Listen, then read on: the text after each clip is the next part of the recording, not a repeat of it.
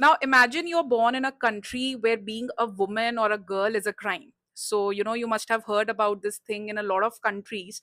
But in a country where you have to dress up as a boy to survive, now that's known as the practice of Bacha Posh. So, today's book review is all about the practice of Bacha Posh, the book title The Pearl That Broke Its Shell by Nadia Hashmi. Now, Nadia Hashmi herself comes from Afghanistan, and she's written quite a lot of books on the Afghan culture and the Afghan regime, the Taliban rule. And this book is no exception.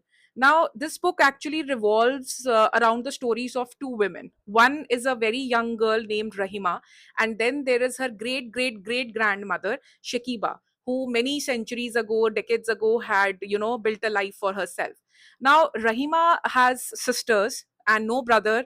There's a mother, and then there's a father who's a drug addict.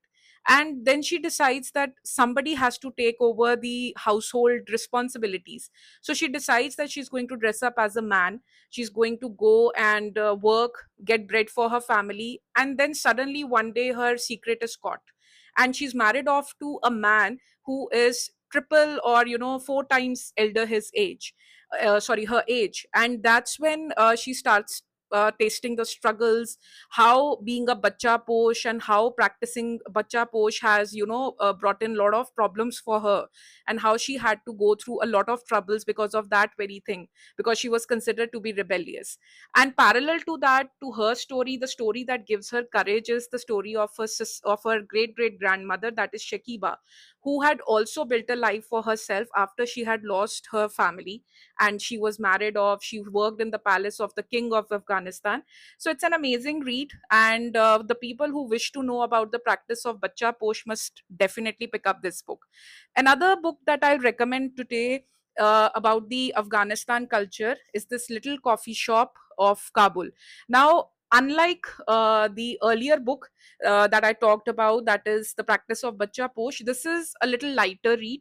It's about a woman who is running a small coffee shop in Kabul, and the unrest is there.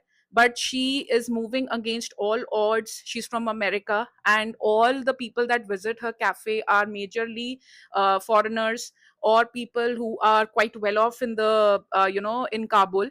And then how she just falls in love with this place, and she wants to build in a better life for herself. But will that be possible? So she gets the support of some of the other women, whose one belongs to London, another one belongs to America, and then there's a young woman who belongs to a very small town in Afghanistan, and how they all build up a life for themselves. So it's a very good read, very simple, very very a delight to your eyes, and just a delight to your heart.